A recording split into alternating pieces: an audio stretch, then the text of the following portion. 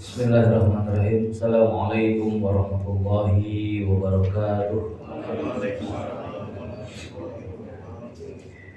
Alhamdulillah wassalatu wassalamu ala rasulillah wa la hawla wa la quwwata illa billah. Asyhadu an la ilaha illallah wahdahu la syarika lahu, asyhadu anna Muhammadan abduhu wa rasuluh. Allahumma salli wa sallim wa barik ala Muhammadin wa ala alihi wa ashabihi wa mawalah. Rabbi syrah li sadri wa yassir li amri wa hlul 'uqdatam min lisani yafqahu qawli. Allahumma la sahla illa ma ja'altahu sahla wa anta taj'alul hazna idza syi'ta sahla. Allahumma inna nas'aluka al-huda wat tuqa wal 'afafa wal ghina. Allahumma inna nas'aluka ilman nafi'an wa rizqan thayyiban wa amalan mutaqabbala.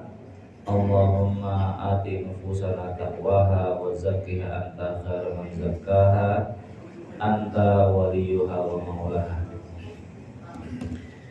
Jamaah salat subuh yang semoga dirahmati Allah Subhanahu wa taala. Bersyukur kita memuji Allah Subhanahu wa taala. Allah mudahkan kita untuk kemudian mengawali hari-hari dengan amal-amal ketaatan.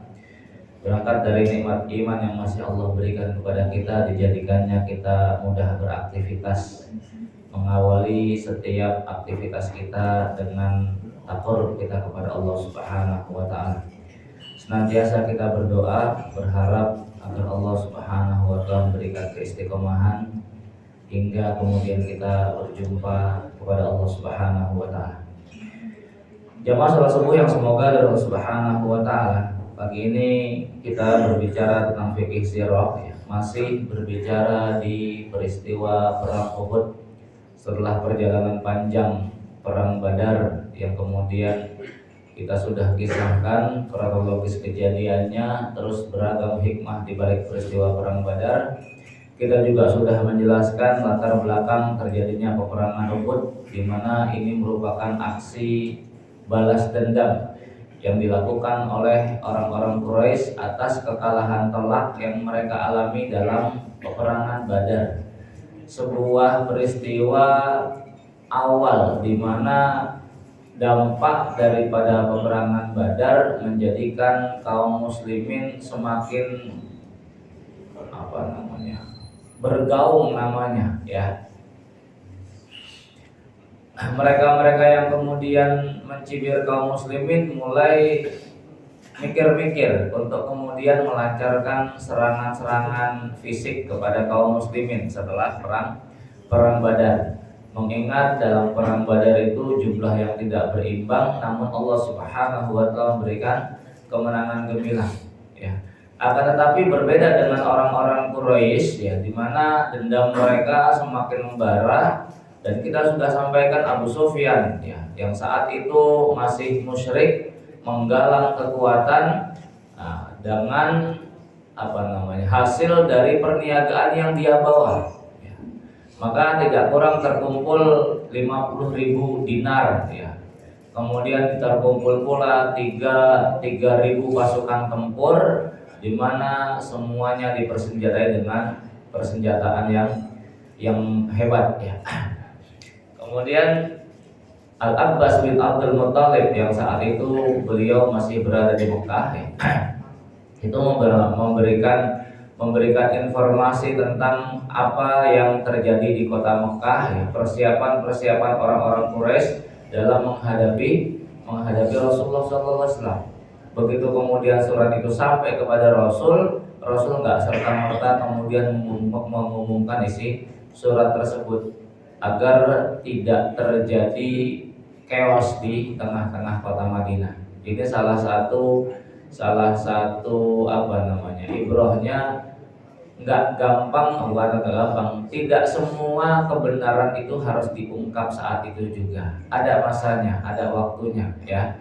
Kalau kemudian sebuah berita disampaikan, sekalipun berita itu benar, namun memungkinkan akan menimbulkan dampak negatif di tengah-tengah kaum muslimin, maka jauh lebih baik ketika berita itu disembunyikan, ya. Bukan berarti kemudian ingin menyembunyikan kebenaran, enggak, ya. Sama sebagaimana nanti dalam peristiwa perang Qadisiyah, di mana posisi Khalid bin Walid ini dicabut oleh Umar bin Khattab, ya. Akan tetapi pasukan lantaran mereka apa namanya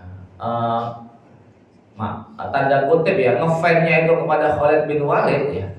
Sementara Umar bin Khattab khawatir akan adanya pergeseran keyakinan, di mana sudah terdengar selentingan di tengah-tengah mereka, laulal Khalid, kalau bukan karena Khalid kita nggak akan dapat kemenangan ini. Sehingga bergeser penyandaran kemenangan itu bukan lagi kepada Allah namun kepada Khalid bin Walid. Maka melihat indikasi yang kurang baik ini, Umar bin Khattab memutuskan untuk kemudian menggeser status Khalid dari panglima perang menjadi prajurit biasa.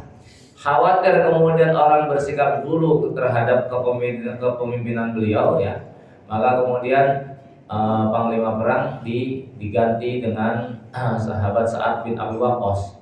Namun itu kondisinya sedang di tengah-tengah berkecamuknya peperangan. Maka kemudian dikatakan sudah jangan disebarkan kepada pasukan. Khawatir kalau kemudian kok berita atau kemudian keputusan Amirul Mukminin Umar bin Khattab ini didengar oleh pasukan-pasukan yang lain, prajurit yang lain, semangat juang mereka mengendur ya. Sekalipun secara status saat itu adalah yang memegang kepemimpinan adalah Sa'ad bin Abi Waqqas, namun kemudian prajurit ya tahunya di bawah kepemimpinan Khalid bin Walid ya.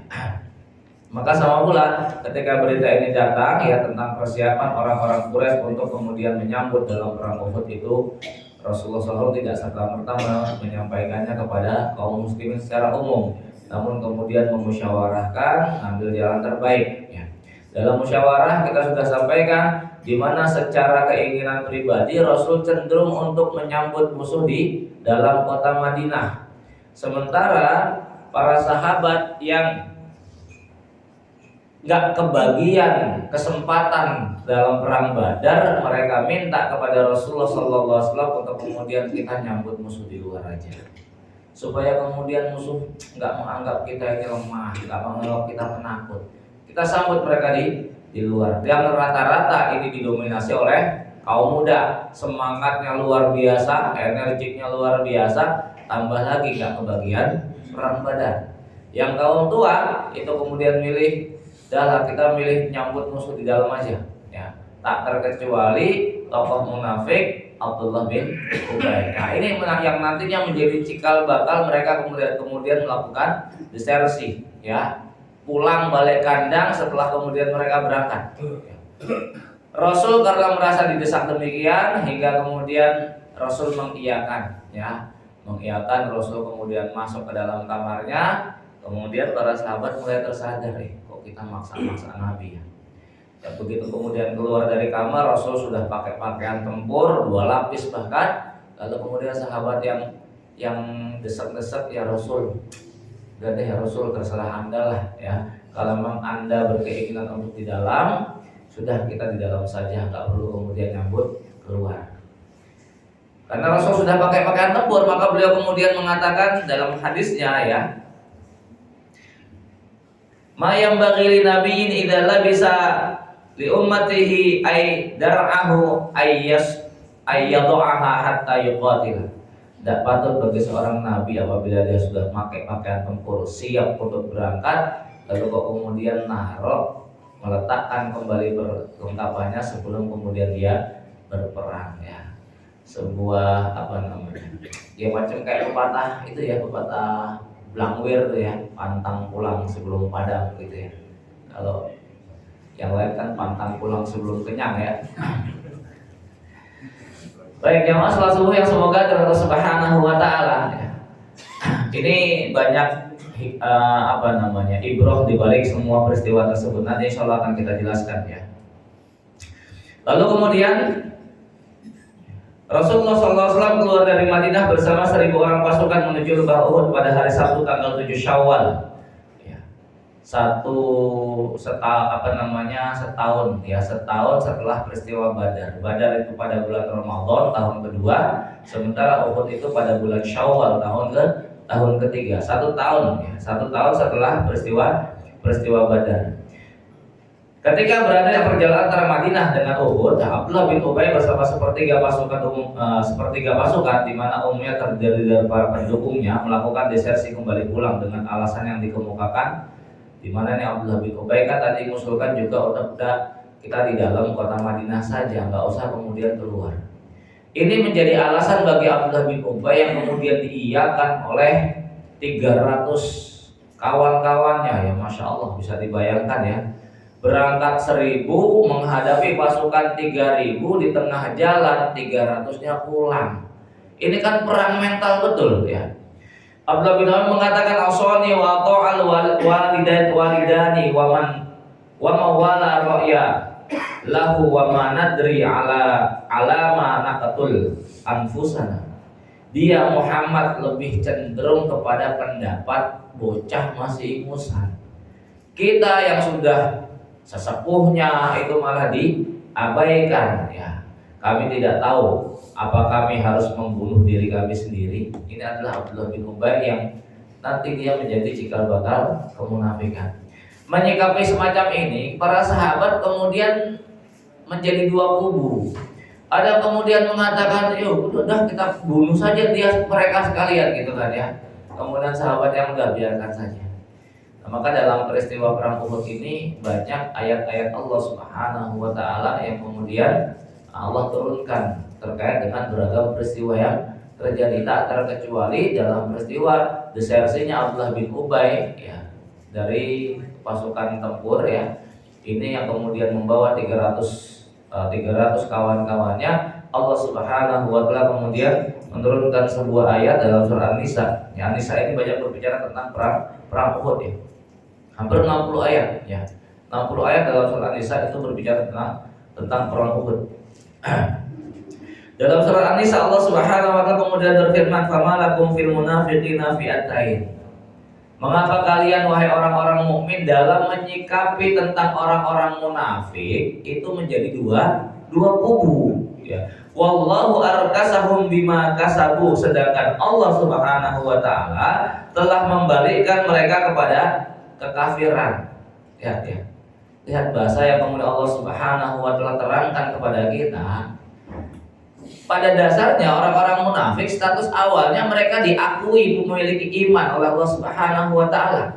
Namun kemudian iman itu dianulir oleh Allah Subhanahu wa taala lantaran adanya sikap, keyakinan, ucapan ya, yang menjadikan iman mereka hilang di mata Allah Subhanahu wa taala.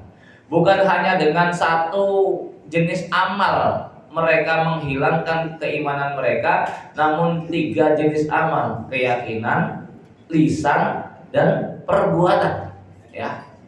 Keyakinan, lisan, dan perbuatan ini menjadikan keimanan mereka hilang.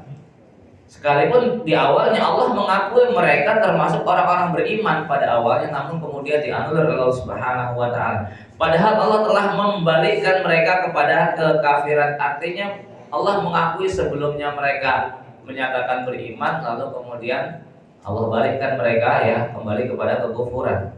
Aturiduna antahdu man adallallah, apakah kalian hendak memaksakan untuk memberikan petunjuk kepada orang yang sudah Allah sesatkan?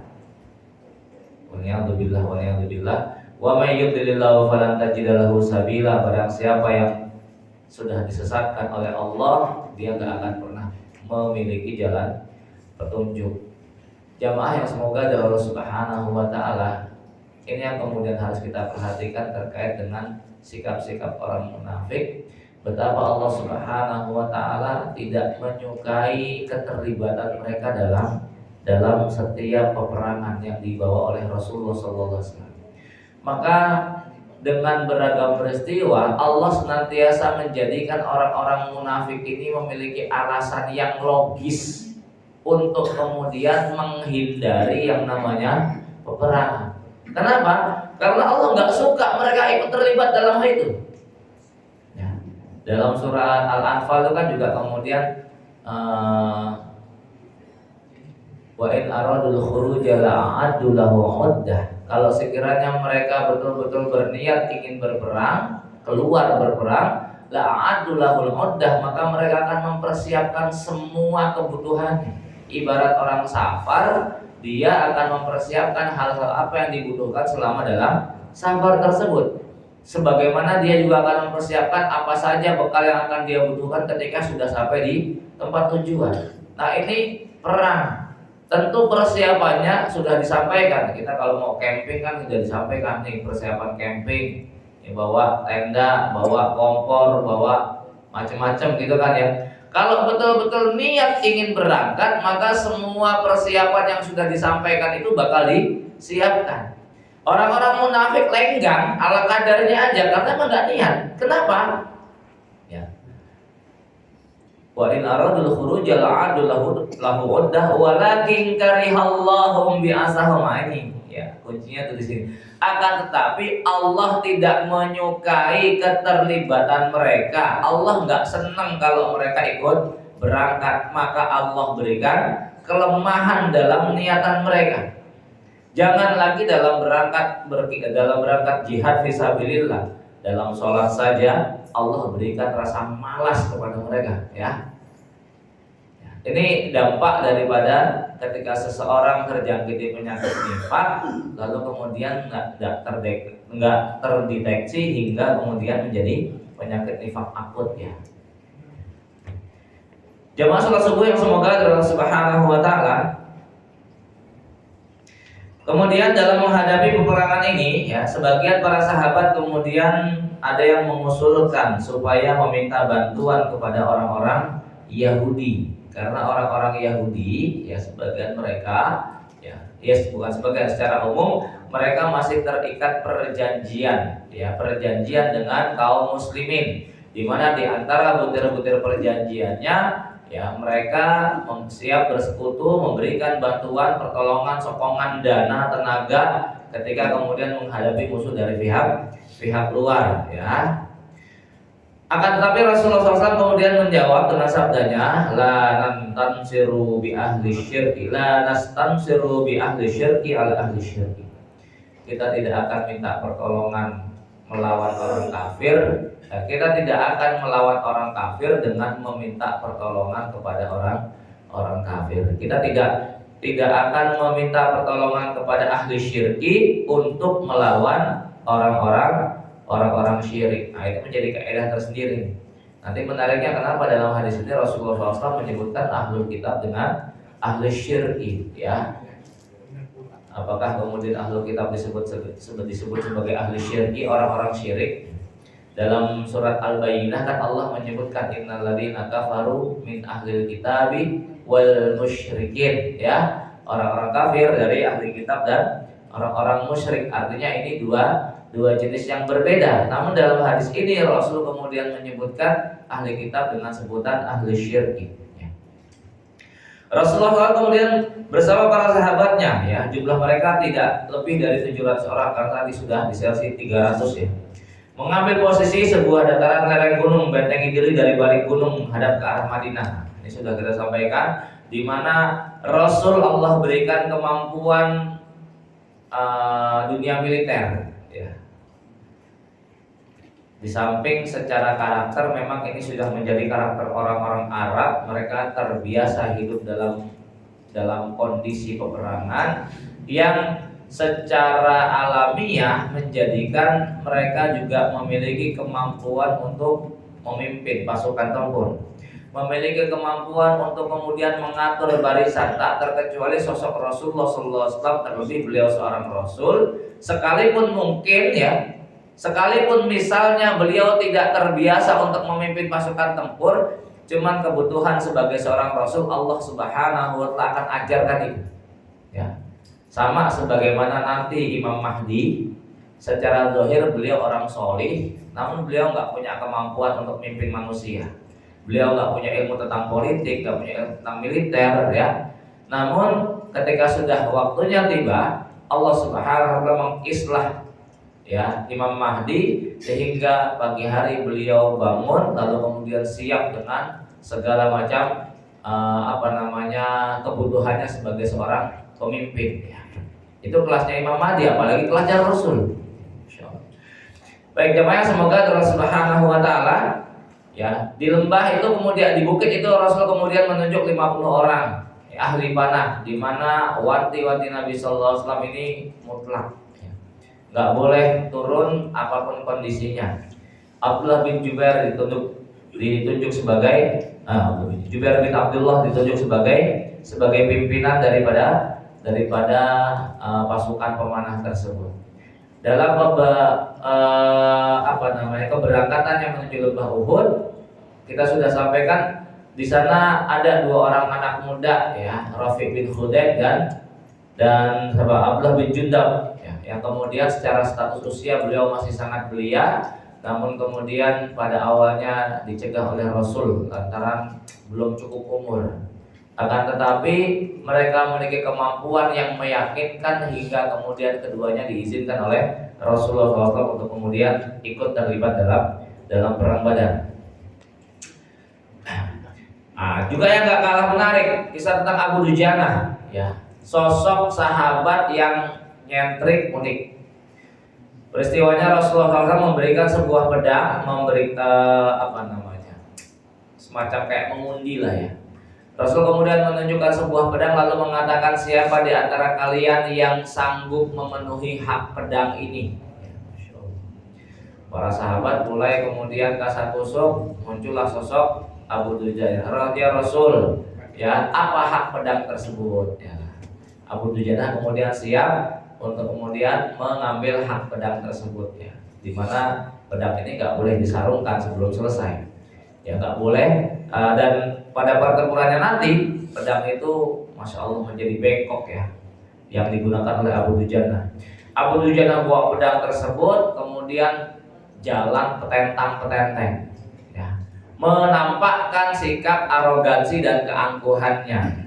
Rasulullah SAW kemudian mengomentar tentang sikap jalannya Abu Dujana, ya, innaha lamasyatun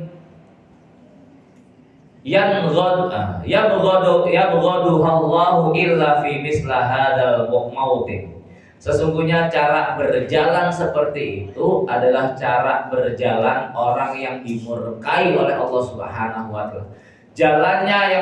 Cara berjalan yang paling dibenci oleh Allah cara jalan semacam itu, kecuali dalam kondisi seperti sekarang. Nah, ini menarik ini sebenarnya hadis ini, ya. Artinya begini, dalam kondisi peperangan, dalam kondisi jihad, ya, hal-hal yang di luar jihad itu dilarang, maka ketika kondisi jihad itu bisa jadi dibolehkan. Karena kondisi jihad itu, ya, kondisi peperangan itu meniscayakan merubah hukum syariat. Hal-hal yang tadinya haram bisa menjadi halal, hal-hal yang tadinya nggak boleh bisa menjadi boleh ketika dalam kondisi jihad. Termasuk apa yang kemudian disebutkan oleh Rasul tadi terkait dengan cara berjalan dengan sikap angkuh, petentang-petenteng gitu, ya, kayak sok jagoan, ya. Ini aslinya kan nggak boleh, haram. Cuman dalam kondisi perang, ya, lebih kepada untuk menunjukkan wibawa Islam. Karena ketika seseorang dalam kondisi dia sebagai seorang pasukan berjalan dengan gagah, dengan pongah, ya, karena di sini kan pakai bahasa negatif, ya, dengan pongah, itu tidak ditujukan kepada sesama kaum muslimin, namun untuk menunjukkan sikap kemuliaan di hadapan musuh-musuhnya. Kalau perang zaman dulu kan hadap-hadapan, ya kan, kelihatan mana musuhnya, ya. Kalau sekarang kan dari balik kamar, ya, dari balik tembok. Rasulullah SAW kemudian menyerahkan panji kepada Mus'ab bin Umair. Nah, itu juga salah satu sahabat Rasulullah SAW yang beliau sebagai duta pertama dalam Islam.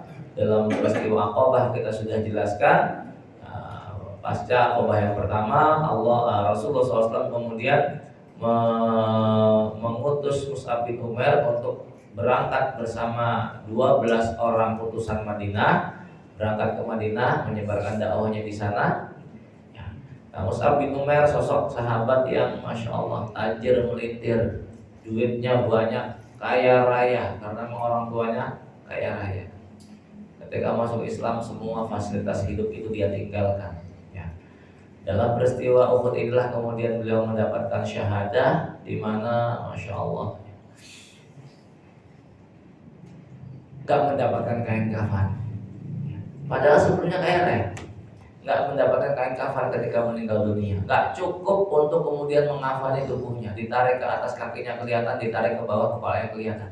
Maka Rasul kemudian perintahkan tutupi kepalanya dengan kafan tersebut, sisanya nggak yang masih nampak dengan pelepah-pelepah kurma. Ini para sahabat ya. Banyak kalau kemudian kita dapatkan para sahabat itu yang sebelumnya kaya raya, ketika sudah masuk Islam mereka tinggalkan semua jenis kekayaan tersebut. Mereka korbankan, mereka berikan, mereka jual semurah-murahnya di hadapan Allah Subhanahu wa taala. Tak terkecuali sosok Mus'ab bin Umair. Beliau yang kemudian ditunjuk oleh Rasulullah SAW, diberikan kemudian panji ya, karena setiap pasukan pasti memiliki panji. Nggak boleh jatuh panji ini ya, nggak boleh kemudian rebah ke tanah. Kalau sudah pengen rebah langsung harus ada yang nyamber itu panji supaya kemudian tetap tegak berdiri. Pasukan Quraisy sayap kanan dipimpin oleh Khalid bin Walid, sayap kiri dipimpin oleh Ikrimah bin Abi Jahal, dua punggawa Quraisy yang nantinya kedua-duanya masuk Islam. Lebih dahulu Khalid bin Walid, Ikrimah masuk Islamnya dalam peristiwa Futuh Mekah ya. Beliau termasuk salah seorang yang kemudian di blacklist oleh Rasulullah SAW, ya bunuh sekalipun bergelayut di kiswah Ka'bah ya, Masya Allah. Saking besarnya kejahatannya, maka kemudian blacklist oleh Nabi SAW, bunuh sekalipun dia bergelantungan di kiswah Ka'bah. Akan tetapi ujung-ujungnya tetap kasih sayang Rasulullah SAW kepada manusia itu luar biasa. Sekalipun sudah di blacklist, kalau kemudian ternyata datang menghadap Nabi bertaubat, dia tetap diterima ya. Maka nggak kebayang bagaimana santunnya Nabi kepada umatnya itu ya. Betapa kasih sayang Rasul kepada umatnya luar biasa. Jamaah semoga dirahmati Allah Subhanahu wa taala ya. Pada fase awal episode pertama perang Uhud ini, Allah Subhanahu wa taala memberikan kemenangan hingga terjadi sebuah musibah besar di mana sebagian kaum muslimin mulai tertarik dengan harta dunia. Ya, diawali dengan 50 orang ahli panah yang diletakkan oleh Rasulullah SAW di lembah Uhud, ya, di bukit Uhud. Lalu kemudian mereka menyelisih perintah Rasulullah SAW. Ini yang menjadi cikal bakal berbaliknya kondisi yang tadinya di atas angin kemudian menjadi porak-poranda ya. Lantaran kejadian ini dilihat oleh Khalid bin Walid ya, panglima pertempurnya, dan beliau memang ahli strategi, bermanuver nyerang dari arah belakang, menjadikan kondisi kaum muslimin kocar-kacir, sudah hilang kendali. Yang tadinya berperang dalam kondisi teratur sudah mulai acak-acakan ya. Kalau sudah nggak teratur ya mesti nggak bakal bisa dipimpin. Main bola nggak ada aturan mainnya, ngejar semua gitu kan ke sana, gawang ditinggal ya, bobolan gitu ya. Nah, kondisi kaum muslimin ketika satu macam kayak begitu ya, sudah porak-poranda, nggak bisa kemudian mengikuti alur peperangan ya, diperintahkan ke sana kemari ya sudah nggak ya, masing-masing kemudian berupaya untuk menyelamatkan diri. Ini dampak negatif ketika kemudian menyelisihi perintah Rasul. Hatta kita ketahui Rasul sampai kemudian terluka ya, lemparan batu, kemudian potongan besi sampai kemudian nyangkut di pipinya Nabi SAW, sampai kemudian harus dicabut oleh Abdullah bin Ibnul Jarrah ya, Ibnul Jarrah. Saking dalamnya itu potongan besi yang nancep di pipi Nabi ya, sampai kemudian Ibnul Jarrah tadi giginya ompong ya, tapi dia merasa bangga dengan ompongnya giginya ya, Masya Allah. Bahkan Fatimah ya, putri Nabi SAW, sampai kemudian datang membersihkan darah dari wajah Nabi SAW. Disinilah kemudian Rasul kemudian mengatakan, kaifa yaflahu qaumun khadabu wajha nabiyihim wa huwa yad'uhum ila rabbihim. Bagaimana satu kaum bagaimana suatu kaum akan selamat, bagaimana suatu kaum akan berjaya, sedangkan mereka menyakiti nabinya, padahal sang nabi mengajak mereka kembali kepada Allah Subhanahu wa taala. Jamaah semoga dari Allah Subhanahu wa taala, Imam Bukhari meriwayatkan bahwa ketika orang-orang meninggalkan Rasulullah sallallahu alaihi wasallam, ini ketika sedang sengit-sengitnya ya, Sebagian para sahabat tetap setia dengan menjadikan dirinya sebagai perisai bagi Rasulullah SAW. Tameng hidup. Jamaah yang semoga dari Allah Subhanahu wa Ta'ala, kalau bukan lantaran faktor iman, mustahil seseorang itu rela mati untuk orang lain. Apalagi ketika kemudian kondisinya itu betul-betul ada di hadapan, ya, nyata betul, nampak kematian itu betul-betul di depan mata, ya. Menjadikan diri sebagai tameng hidup, nahan panah, nahan tombak, nahan sabetan pedang, ya. Itu bukan masalah orang itu kuat atau tidak kuat, orang itu bukan masalah faktor kuatnya badan, tidak, ya. Namun faktor kuatnya keimanan. Dan kalau kemudian kita lihat peperangan-peperangan yang terjadi di masa Rasulullah SAW, kita bisa bayangkan, ya, betapa memang secara fisik kuatnya mereka itu luar biasa, ya. Kalau dalam banyak hadis itu kan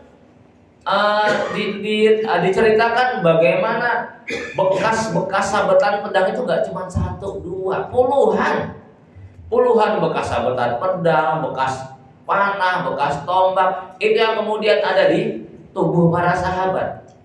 Kebayang nggak, ya? Puluhan bekas sabetan benda tajam. Ya.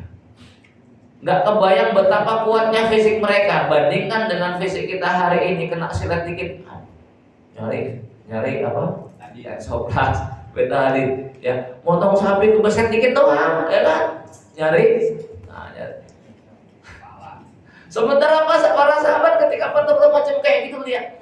Sekian banyak bekas luka, bahkan sampai ada nggak bisa dikenali loh, saking kemudian banyaknya bekas luka yang mereka alami. Kondisi kita hari ini, masya Allah, kena pisau dikit, padahal nggak sengaja kenanya. Padahal kalau kena nggak sengaja dengan sengaja kena, itu lebih berasa mana sakitnya? Lebih berasa sengaja, ya. Motong sapi itu nggak sengaja kena, tahu-tahu kan berdarah, nggak terlalu berasa itu, paling perih-perih dikit doang kan setelah itu kan. Tapi kita tahu ini bakal kena pedang, bakal kena tombak, tapi semua itu dihadapi oleh para sahabat walas aja, ya. Bahkan nggak sedikit ketika kemudian tangannya itu nyaris buntung gitu kan, ya, tapi belum sampai putus, cuma masih gelap, apa namanya, ngelewer gitu kan, ya. Ini malah gangguin, putusin sekali, ya.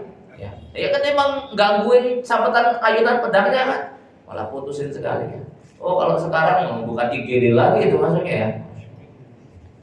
Nah, kebayanglah bagaimana kuatnya mereka, ya. Sampai disebutkan ada di sini apa? 80 ya, 80 sabetan pedang bekas luka sampai 80 macam kayak apa itu, insyaallah. Abu Dujalah juga melindungi Nabi SAW dengan dirinya sementara panah-panah musuh bertubi-tubi menghujam di punggungnya. Demikian pula Ziyad bin Sakan melindungi Rasul dengan tameng dirinya sampai ia gugur bersama 5 orang sahabatnya. Riwayat Ibnu Hisham yang merupakan orang terakhir yang gugur melindungi Rasulullah SAW hingga roboh karena luka yang mengenainya. Lalu Rasulullah SAW bersabda, dekatkan dia kepadaku, letakkan kepala di atas kakinya, dan kemudian ia menghembuskan nafas yang terakhir dengan berbatalkan kaki Rasulullah SAW. Masya Allah, ya. Setelah sekian lama pertempuran antara kedua belah pihak pun mulai mereda dan berakhir. Kaum musyrikin mulai meninggalkan medan pertempuran dengan rasa bangga atas kemenangan tanda kutip yang diraihnya. Sementara kaum muslimin terkejut melihat para sahabat yang berguguran. Ada Hamzah bin Abdul Muthalib. Di samping memang sebelumnya Rasul sudah diberikan ru'yah, ya, ru'yah shadiqah dalam bentuk mimpi, di mana Rasul melihat, masya Allah, ya. Yang kemudian ditafsirkan sebagian sahabatnya akan banyak yang syahid, sebagian anggota keluarga akan syahid. Ternyata di sebelah Hamzah bin Abdul Muthalib, dan kondisi Hamzah sangat-sangat mengenaskan. Perut terbelah, kuping terpotong, hidung terpotong, ya, isi jeroannya kemudian keluar semua, ya, lantaran dendamnya Hindun, ya. Hindun, 2 saudaranya ini mati terbunuh dalam perang Badar. Dendamnya luar biasa kepada Hamzah. Dan kita sudah sampaikan, ya, punya ada budak bernama Wahsy, di mana Wahsy ini kemudian diiming-imingi oleh majikannya, tugas dia hanya satu, bunuh Hamzah. Apa kemudian ganjarannya? Kamu akan dibebaskan, ya. Hindun kemudian datang, gak cuma bebas nih, perhiasan, gelang-gelang apa segala macam bakal jadi milik kamu. Wahsy nggak punya dendam apapun terhadap Hamzah. Dia nggak punya kepentingan terhadap urusan Rasulullah SAW dan orang-orang musyrik. Ya, ketika di awal-awal dakwah, Wahsy nggak pernah mau peduli dengan urusan itu.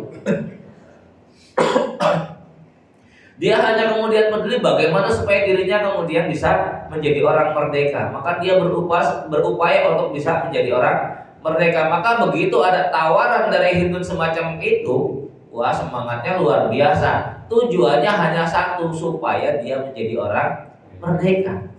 Nggak punya urusan dengan Hamzah nih. Cuman lantaran itu menjadi syarat bagi dirinya untuk bisa merdeka, maka dia harus penuhi itu.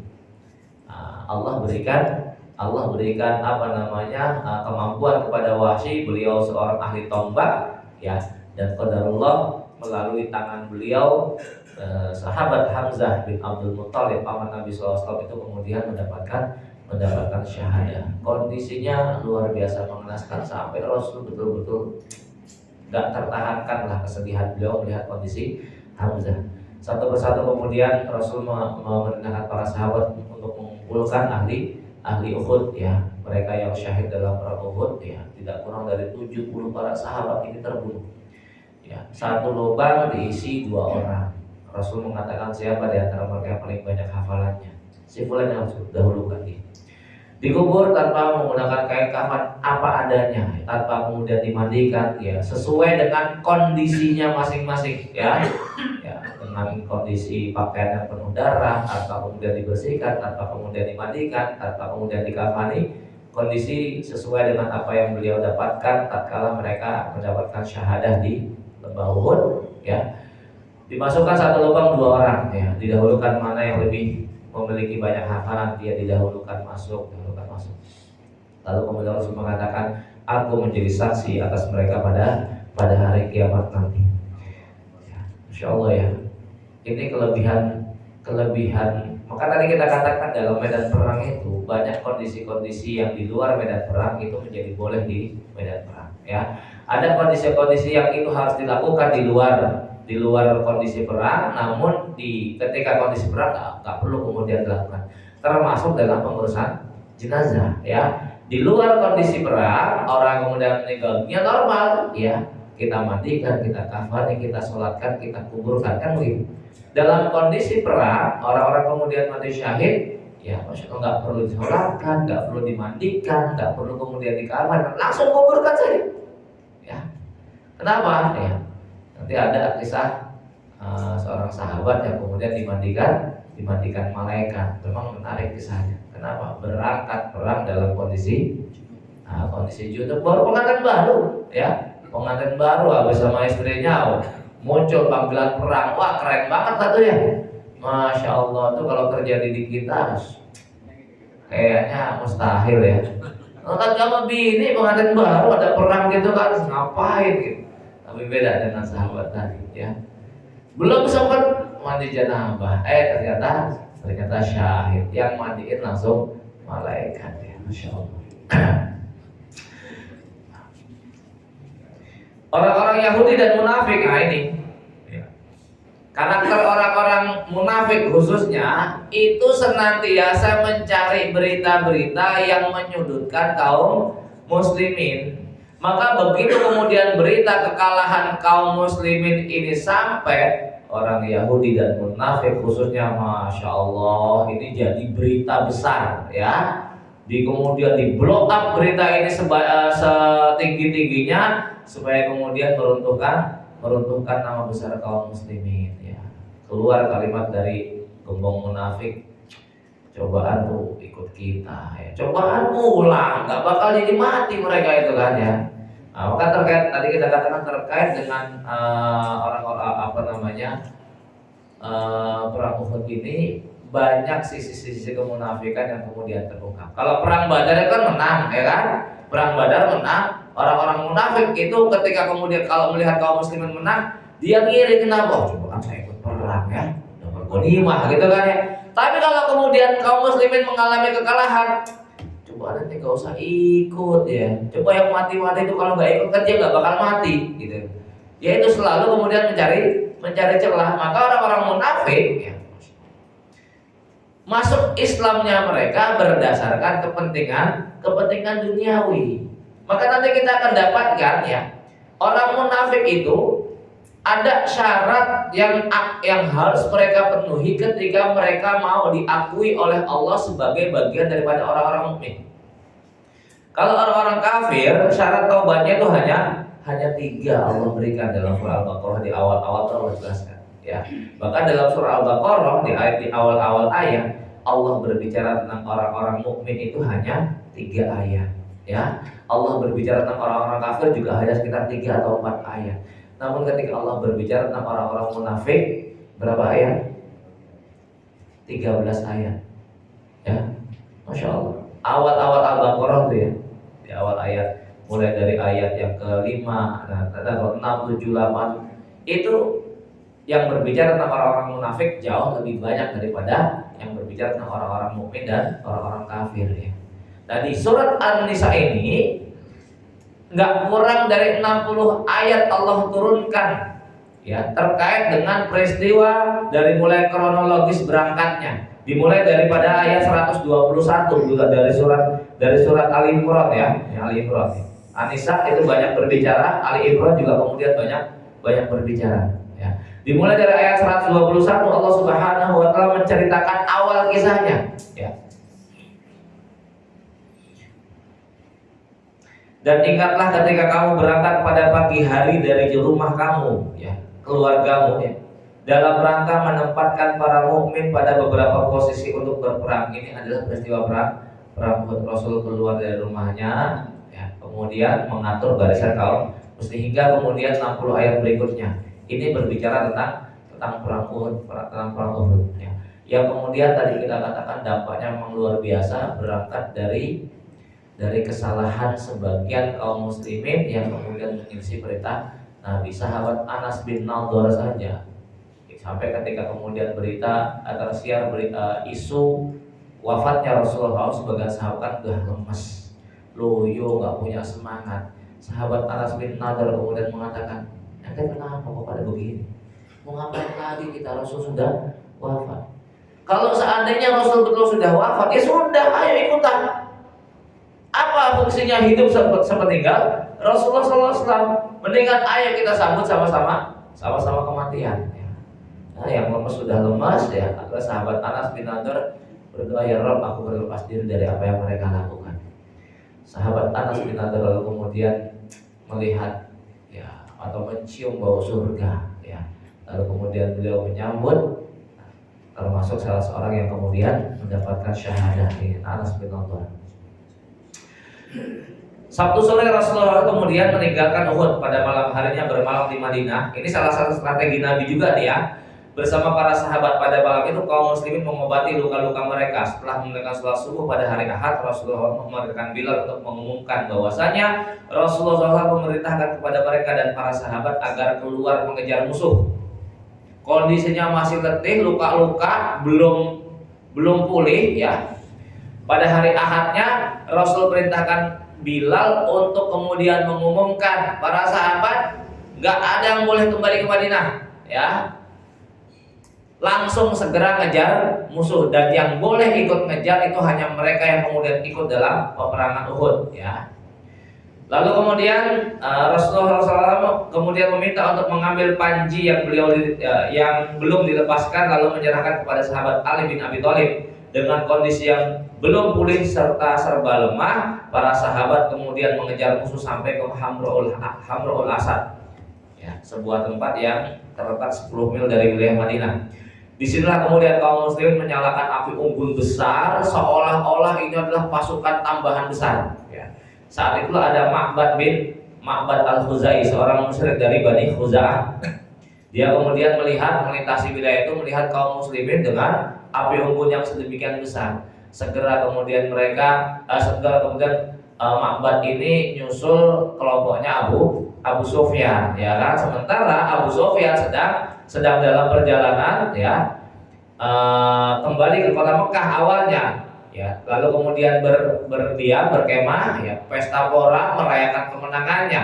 Lalu kemudian niatnya ingin kemudian menyerah kota Madinah. Ma'bad yang tadinya menyaksikan kaum muslimin bikin api unggun besar mengatakan, udah jangan deh, mendingan ente pulang aja.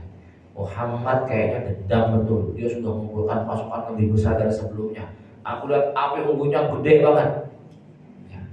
Orang-orang musyrik ketar-ketir. Inilah Allah kemudian berikan ar-ru'b, rasa takut kepada mereka, hingga nggak jadi kemudian menuju kota Madinah, balik pulang ke Mekah. Ya.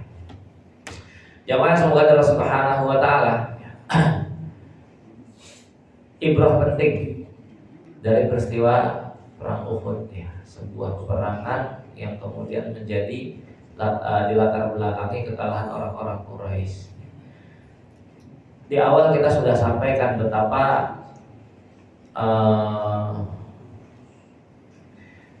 kalau dalam buku ini penulis kemudian menjelaskan, ya, dalam perangan ini tampak pula prinsip yang selalu dipegang oleh Rasulullah SAW. Ya, pertama, prinsip musyawarah.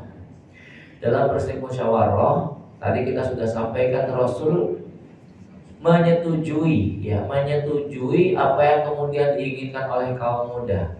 Rasul lalu kemudian masuk ke dalam kamar, berganti dengan pakaian tempur bahkan 2 lapis, lalu kemudian beliau siap menyambut seruan. Ya. Ketika kemudian sudah siap, ternyata ya, kaum muda tadi mengatakan, ya Rasul, udah nggak jadi deh ya Rasul. Tapi lihat bagaimana sikap Nabi SAW.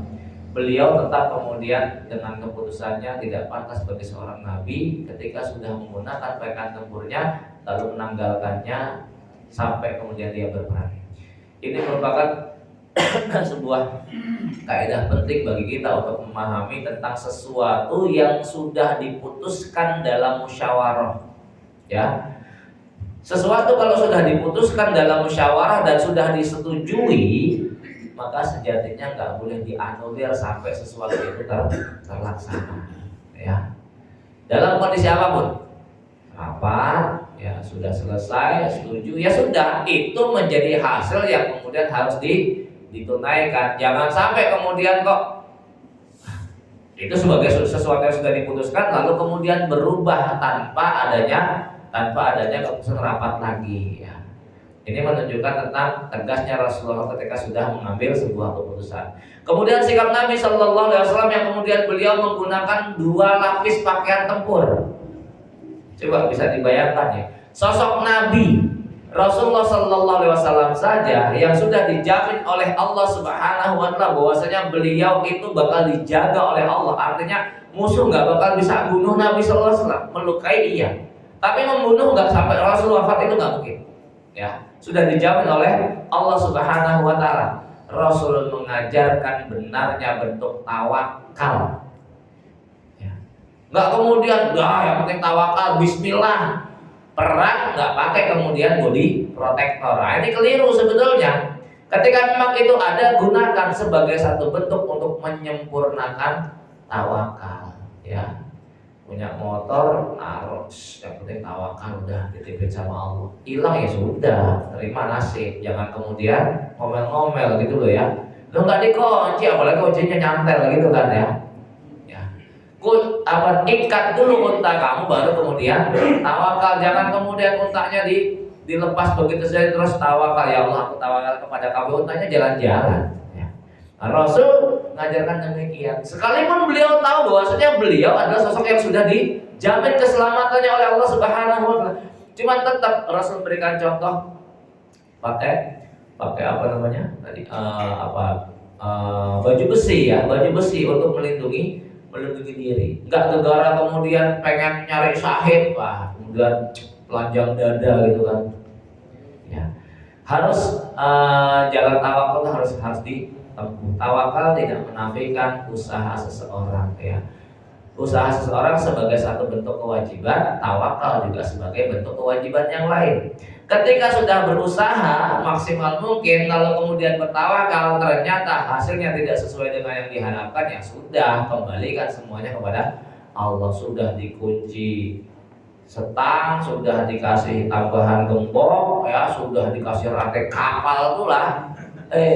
Malingnya pakai mobil box, jadi angkut gitu kan, bukan itu. Ya sudah, memang nasib. Diapain sih, Mas?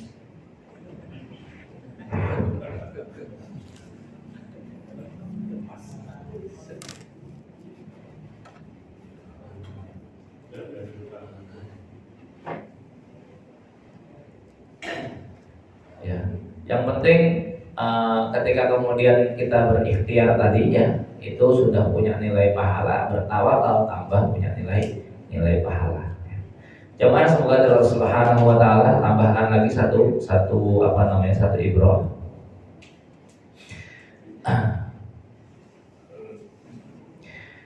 Terkait dengan Rasulullah SAW tidak mau minta bantuan kepada orang-orang non-muslim, kendati pun jumlah kaum muslim masih sangat sedikit. Dalam hadis diriwayatkan oleh Ibnu Sa'ad di dalam Tabaqatnya, Rasulullah kemudian bersabda, ya, kita tidak akan pernah meminta bantuan kepada orang-orang musyrik untuk menghadapi orang-orang musyrik.